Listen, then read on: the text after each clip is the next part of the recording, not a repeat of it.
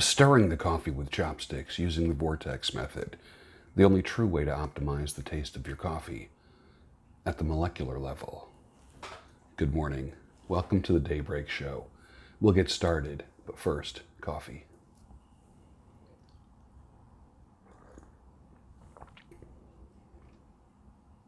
Nice.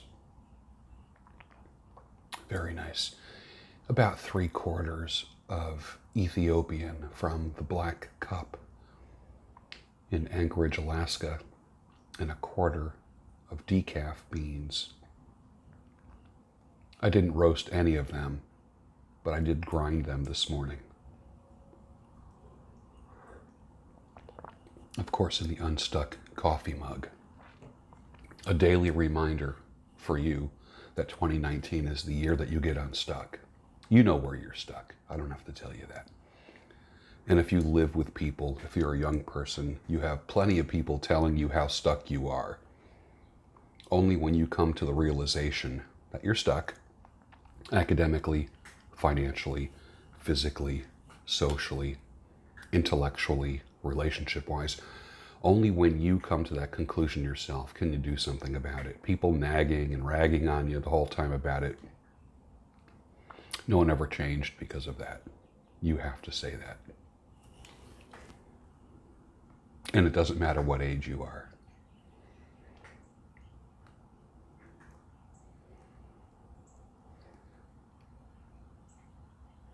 There is no pain you are receding, a distant ship's smoke on the horizon. You are only coming through in waves. Your lips move, but I can't hear what you're saying. Pink Floyd, 1979. I was watching a video last night by one of my YouTube friends, Michael Anthony, who I believe first connected with me with beard stuff. And then I actually first heard of the carnivore diet and carnivore through him. And watching his weight loss and fitness journey has been amazing. Michael Anthony, I believe it's all one word, Michael Anthony. But he took a walk around New York late at night, lives in New York, lives in Brooklyn, and he took a walk around the city late at night. And he said something that just jumped out at me. He's an atheist and kind of a goth guy, metalhead type. He says, even as an atheist, I took refuge in churches, aesthetic refuge. That blew me away. I don't think he even realized it. I tweeted it, and then he thanked me for that. Aesthetic refuge. Churches are built differently than just a public building. They're built to inspire, they're built for safety, they're built to reach up to God, steeples, that type of thing. There's no detail in an old church that is just random. If you study the architecture of churches and cathedrals, it's absolutely amazing, no matter who you are. And here's my friend, Michael Anthony. Even as an atheist, I took refuge in churches, aesthetic refuge. Cool, very cool. I used her, she used me, but neither one cared. We were getting our, and I took a poll. 66% said share, 6% said thought, 21% said Nibiru, 7% said game. She was a black-haired beauty with big dark eyes. Bob Seger, 1976. My grandfather was born in 1888. Does anyone else have relatives that were born in the 1800s? My observation about those relatives was that they were much quieter than any other relatives. The older, and it wasn't just because they were older. I do believe it was because they were from a different time. I do believe that.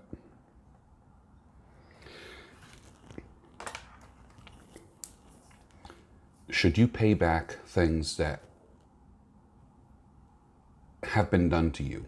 Should you pay back wrongs? It's been going through my head past couple days when we have this one politician talking about reparations and paying blacks in America for slavery. Let me just give my little thoughts on that.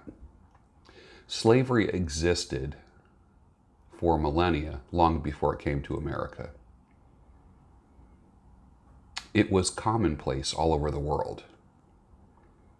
People think that, many people think that slavery was America's black eye. We should be ashamed of it. I'm excited about it. You know why? Because slavery ended here. America is a good country.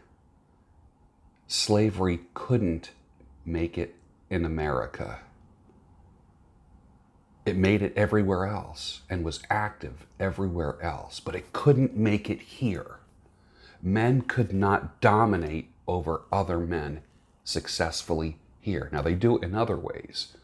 We have other plantations now, but that's how I choose to view it. It ended here. Slavery ended here.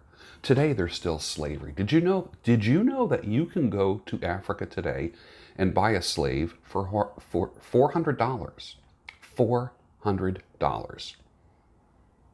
I think the politicians that are moaning and bitching and fucking just rabble-rousing right now before the presidential election need to go to Africa and do some campaigning there. Let's see how great their message works over there or in the Middle East where there are slaves on a daily basis being sold and put to work, or sex slaves that are here. That's slavery. The slavery that they're talking about is a political pry tool. They're trying to get leverage. Typical Democrat bullshit. Let's see how much we can give away. We'll get votes by conning and convincing people that we're going to give them stuff. It's fucking Santa Claus, isn't it? It's hard to compete with Santa Claus. But you know where you need to compete? On the level of ideas and freedom. If you keep looking at your skin color, and I'm not even going to tell you about the history of my skin. If you look at your skin color and base your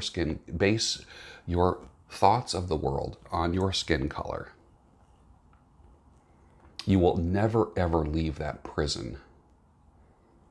And if you let people appeal to you based upon your skin color,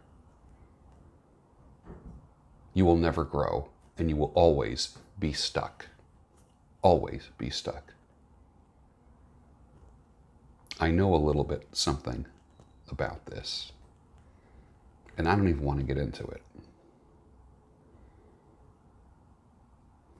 Finish your coffee. What I do is I talk to a lot of guys about manhood and stuff like that, as you know, and have a lot of fun doing it, and travel and speak and do the radio and TV. And so I thought, you know what, I talk to a lot of young men who don't have fathers. I mean, I will say that... Their fathers. What's that? Who never even met their fathers. Never even met their fathers. So, like, you know your dad. You know, you have a stepdad as well. So you were, I guess I'll say, lucky in that sense. I mean, you have had male presence in your life. It's not even just like a dad or a stepdad. Like, I had uncles with me and uncles, stuff, and, yeah. You know, I've been experiencing all that stuff. You know, yeah. And it, all that type of manly influence can really help somebody. It's hard when there's nothing at all. Yeah. Uncles aren't in the picture, no family.